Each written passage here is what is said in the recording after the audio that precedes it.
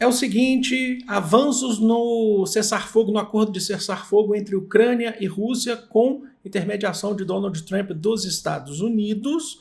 Importante destacar que teve um avanço, tiveram reunião agora há pouco, Vladimir Putin e Donald Trump por telefone, mas existem condições do Vladimir Putin, que a gente vai mostrar aqui quais são as condições colocadas pelo Vladimir Putin e o que o Zelensky achou disso. A gente vai ver o que o Zelensky acha, se ele aceita ou não. Então já vou colocar aqui na tela para vocês. Vambora, gente, vambora.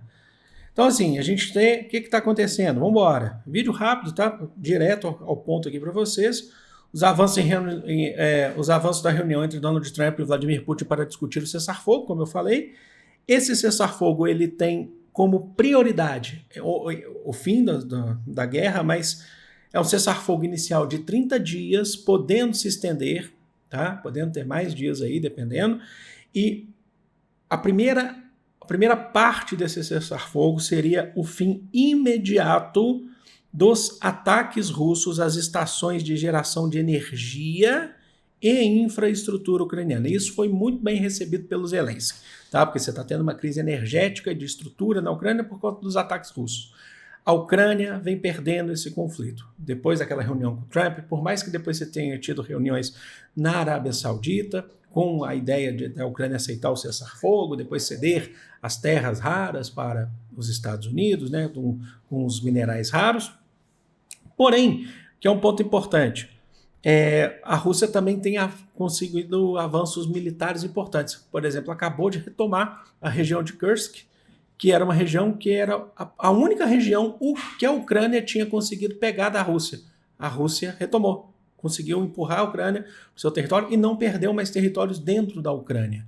Ou seja, se a gente tiver que estabelecer um derrotado nesse momento que essa guerra não acabou, e nem com cessar-fogo necessariamente ela acaba. Cessar-fogo não é um armistício, mas não é assinatura de um tratado de paz entre os dois.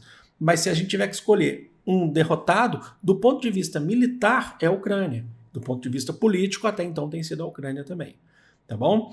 Agora, quais são as condições que o Putin estabeleceu nesse telefonema que foram bem recebidas, não aceitas, mas bem recebidas pelo Donald Trump e que não foram tão bem recebidas pelo Zelensky, obviamente, por isso que é um pouco complicado. As condições da Rússia, acho que a gente já sabe, né? Mas aqui tem alguns detalhes a mais para vocês. A cessação completa da ajuda militar estrangeira na Ucrânia, completa. Ele está falando de enviar dinheiro para a Ucrânia, e quando ele fala estrangeira, ele não está falando só dos Estados Unidos, está falando de outros países da Europa também. Enviar dinheiro, enviar armamento e não enviar soldados, Para um bom entendedor, meia palavra basta. OTAN. A gente está falando, não é meia palavra, mas uma sigla basta. OTAN, Organização do Tratado do Atlântico do Norte. De forma clara e objetiva para vocês, a Ucrânia não pode receber tropas da OTAN e lá no futuro, para discutir a paz, também vai receber as tropas da OTAN. É o início, a motivação dessa guerra acontece por conta da OTAN. E por conta disso, isso é irredutível do ponto de vista do Vladimir Putin. Ele não vai recuar em relação a isso. E me parece que o Trump tem aceitado muito essa proposta. Então por isso que eu falo que a derrota também ela é não só militar por perda de territórios e número de mortes, mas também ela é política para o Zelensky, porque o Zelensky está enfraquecido, a Ucrânia está enfraquecida nisso. Ok? Um outro ponto é o fim do compartilhamento de inteligência dos Estados Unidos com a Ucrânia. Então, o que é isso? Quando a gente teve essa reunião algumas semanas atrás, há 2 semanas atrás, que o Vladimir Zelensky foi no Salão Oval da Casa Branca reunir com Donald Trump, teve lá o Vance também, teve uma série de hostilidades, teve uma briga mesmo, foi uma confusão generalizada. Acusações de um lado, acusações do outro, que quando o Zelensky ele sai, o Trump fala assim, quando você tiver a fim mesmo de acabar com a guerra, falou assim que ele estava querendo fazer mídia para causar uma 3ª guerra mundial, né, para poder se colocar como vítima e tal. Parecia que o negócio estava desandando. Aí a gente teve, uma semana depois, ou nem isso, a reunião na Arábia Saudita, que aí foram os representantes, né? Se eu não me engano, ali na Arábia Saudita foi o Marco Rubio pelos Estados Unidos e falaram, ó, a gente pode reatar essas relações aí, Ucrânia e Estados Unidos, e procurar uma paz, mas vocês precisam ceder as terras raras, por causa daquele contexto que eu falei para vocês. Estados Unidos está atrás de minério justamente por conta da crise que ele tem tido comercialmente com a matéria-prima chinesa, né, dessa guerra comercial. Então o que a gente tem aqui? E aí, quando acaba aquela reunião com Zelensky, aquela reunião, fatídica reunião na Casa Branca, na mesma assim, hora que acaba a reunião, o Donald Trump anuncia que estava acabando com o compartilhamento, tinha cessado o compartilhamento de informações com a Ucrânia. O que significa isso? Satélites, todo o aparato militar que seria possível para a Ucrânia, inclusive lidar com os avanços russos. E aí? Aí, depois da reunião da Arábia Saudita, o compartilhamento de informações retorna. É do 0 ao 100 muito rápido. Vocês estão percebendo? Ele retorna. E aí a Ucrânia já fica mais animada.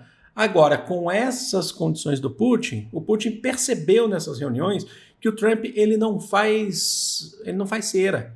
Que assim, ele quer acabar com o compartilhamento de informações? Ele vai acabar com o compartilhamento. Então, assim, e ele aceitou, ele recebeu muito bem a proposta do Putin. Sem ajuda militar na Ucrânia e acabe o compartilhamento de informações imediatamente. Então, pronto, essas são as condições do Putin. O que o Zelensky falou sobre isso? O Zelensky, ele gostou da ideia do inicial momento do cessar-fogo ser feito acabando com os ataques nas estações de geração de energia e na infraestrutura, que é onde a Ucrânia tem sofrido pra caramba, não é? Só que, ao mesmo tempo, ele não quer abandonar do seu plano de entrar na OTAN. Isso aí ele também não abre mão. Tá? Não é só do ponto de vista do Putin que não abre mão. O Zelensky também não quer abrir mão, só que ele tem poder para isso? Parece que ele não tem tanto poder para isso. E também ele não quer abrir a mão do compartilhamento de informações. Então ele fez uma declaração já que ele aceita o cessar-fogo do ponto de vista de iniciar com cessar os ataques às estações de geração de energia e infraestrutura. Só que, desse ponto de falar de não ter ajuda militar e de não ter mais compartilhamento de informações, ele falou assim que o Putin não quer acabar com a guerra, que ele está impondo essas condições justamente porque ele sabe que isso não é possível do ponto de vista da Ucrânia. Só que aí você tem que jogar na balança, minha gente. O que é jogar na balança aqui? Fala assim, quem pode mais? Qual que é a palavra aqui que vai ter mais peso? A do Putin, que é mais ligado ao Trump, e parece que o Trump ele é mais inclinado realmente ao Putin, ou ao Zelensky. O Zelensky é que ele pode jogar ali as suas terras raras. Mas eu acho que mesmo jogando essas terras raras aí, acho que mesmo se ele falasse assim, então não vai ter terras raras, o Trump arruma um jeito.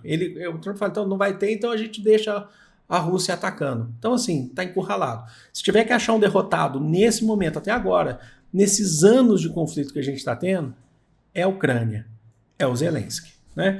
A gente já falou sobre isso, o Zelensky está bem derrotado nesse processo. Mas eu quero saber de vocês, o que vocês acham, deixa aqui nos comentários os seus palpites, as suas análises também, as suas correções, as suas críticas construtivas, sem ofensa, logicamente. E é isso, vou ficando por aqui, amo vocês de coração, um grande beijo, fui!